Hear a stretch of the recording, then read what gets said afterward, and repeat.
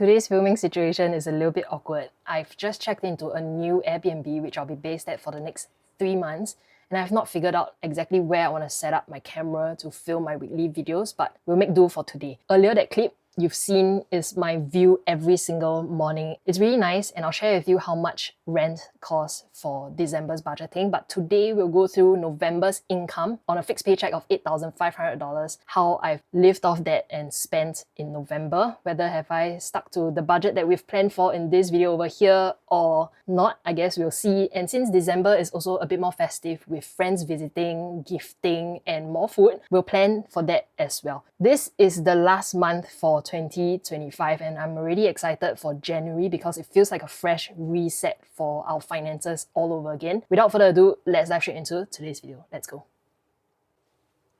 Let's start with income. If you didn't already know, I'm back to earning a fixed paycheck again. My gross salary for November was a total of $8,130.43. After CPF contributions of $1,480, the net amount that actually landed in my bank account was $6,647. On top of that, my employer also contributes to my CPF at a rate of 17%. Allocations in terms of like OA, SA, and MediSave account, this is the breakdown. Total CPF contributions, including my own 20%, is $2,738. And because I'm no longer in the financial services industry, I've now reclassified this salary under passion project in my budgeting categories. We used to do smallest to biggest, but let's flip it around in today's video since I've already started with my salary, which is the largest income source for this month. Interest income was pretty decent at a total of $730.28 from both bonds and cash. Astria 7 and the Singapore Savings Bond paid out $521.08. Savings account interest is wherever I'm parking my spare cash, and I got a total of $209.20. For those of you who are exploring ways to earn something on your idle cash, there is a promo happening this December only. New users to Longbridge Singapore, an MAS licensed investment brokerage platform, can get an exclusive 5% interest booster coupon on funds parked in Longbridge Cash Plus for 1 entire year. 365 days, 5% interest booster when you use my sign up link or scan this QR code over here. And because December is full of festivities, I've got some good news. I'm partnering with Longbridge to bring a little bonus to new users this month.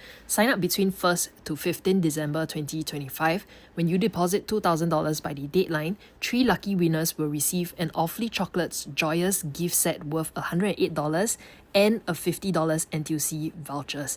In addition to that, all new signups during this period who deposits the amounts below will receive NTUC vouchers. Don't miss this chance to secure rewards worth up to $1,520. If you're not familiar, money market funds are basically low-risk instruments that invest in treasury bills and short-term bonds, so your cash earns a stable return while still staying liquid and accessible. This 5% interest booster is on top of the fund level returns, and if you hold your funds there for 30 days and make 3 buy trades in any stocks or ETFs, you'll receive a stock bundle worth $80 made up of Nvidia and Apple shares. Longbridge Singapore is one of the lowest cost platforms right now for investing in the Singapore, Hong Kong, and US stock market with the lifetime commission free trades and platform fee coupons. Beginners can really keep costs low because you're essentially just paying the exchange related fees. I've personally been using Longbridge Singapore to keep my own investments separate from my family's. For those of you who are starting with a higher capital, there are rewards worth up to $1,520 available this December. I'll leave all the details in the description box below. Next income stream is dividends from investing in DBS that paid out a total of $607.50, with 510 units sitting in my CDB account and 300 units in my SRS. Cashback this month came up to a total of $237.84. While living in Korea, the main card I've been using is the Trust Cashback credit card. It gives me 1% back, and the exchange rates are really close to whatever that you see on Google. And once you factor in the cashback, it almost always gives you the best exchange rate for overseas spending at any shops that accept Visa payments. For those of you who have signed up with my referral code, we both get a scratch card that could give us up to $1,888. I haven't gotten that yet, but my total so far is $229 for the month of November, which is still pretty good. So this brings my overall total income without accounting for CPF to $8,223.05.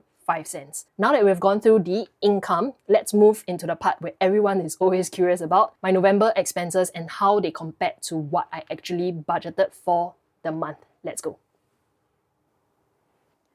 a change of location because I've bumped my head so many times over here, and this position is so much better for my spine. Coming in first is my fixed expenses, where I budgeted $497.80 but spent $658.79. I signed up for Disney Plus annual membership for my mum to watch shows while she rests at home. Money well spent if it gives her something to do. Next is meals. Whenever I dine out on my own, I budgeted $200 but spent $387.11. One thing that hasn't really changed over the years is how much I enjoy exploring food at different restaurants. Even though I don't do that now in Singapore, doing it here in Korea, it still brings me a lot of joy. And so most days I bring myself out for lunch before settling down at a cafe to do my work. And honestly, it's one of the few things I spend on consistently after analyzing my November expenses. Gifts, I spent $166.70. I didn't set aside anything in this budget for the month, but it was my sister's birthday and I also treated my mum and relatives to a meal. Even though it wasn't planned for, these are moments I'm always happy to spend on. Groceries, I budgeted $200 but only spent $159.58, which makes sense because most of the time I've been eating out apart from breakfast and dinner at home. Personal care, $149.76. It's always Olive Young in Korea. I didn't bring my moisturizer, shampoo and all that kind of thing, so November being my first month here, I stocked up on everything that I needed. This month onwards, it's going to be different. Shopping, $90.33. I did spend a little, nothing major,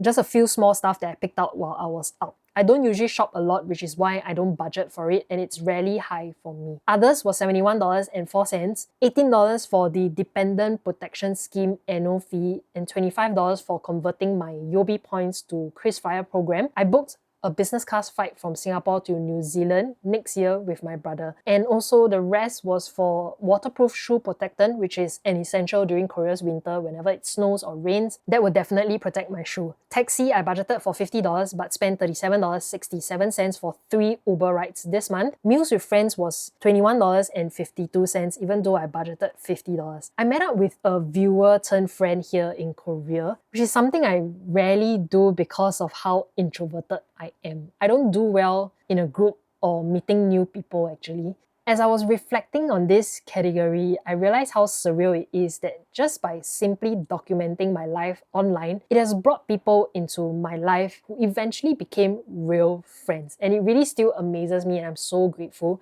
If you're one of them, you know who you are as you're watching this video. I'm so grateful for you. Just to share with you guys, one of them is actually Shen Kai. He reached out to me as a physiotherapist first because of my spine injury, but he became a really good friend turned colleague and also the person who I actually talk a lot about YouTube stuff with. He does also talk about budgeting, saving, investing, and his options trading side hustle. If you want, you can watch his videos. I'll link his channel up above and down in the description box below. Public transportation, I budgeted $100 but only spent $18.37. I had initially thought I would buy the unlimited pass here, but my first Airbnb location was so prime. It was near Sokchon Lake and Chamsiu area, which if you guys do not know, it's where all the cafes, the restaurants, and theme parks are all at. I basically walked everywhere, and the only times that I really traveled out was to meet that friend and also to explore Seongsu-dong. Funny enough, even though I've been here multiple times in Seoul, I've not been to Seongsu, and I went there twice this trip and it's not really my kind of scene. Lots of shopping, a lot of tourists, and it's really packed. Now that I've shifted to a new neighborhood, I'm actually considering getting the pass for December. I'm much closer to places like Gyeongbokgung, Anguk, and Gwanghwamun, which are places that I really enjoy exploring. The different restaurants, the scenery, and it's usually where I settle down to do my work during the day. Me time, I treated myself to watching Wicked for good here in the theatres. I hadn't actually watched part 1 before this, but for some reason I caught it, and then the next day I brought myself out on a little date, watched that show, and had a good dinner as well. So I spent $13.38 for that movie ticket. All in all, my total expenses for the month of November was $1,774.25. I went over my total budget by $126.45, and to be honest, I really didn't check my budget throughout the month of November. I didn't come in to see my budget utilization, how things were going, partly because I don't usually spend beyond what I can afford, and I guess I was a little bit more chill this month since I'm not actively saving for a specific goal as of right now.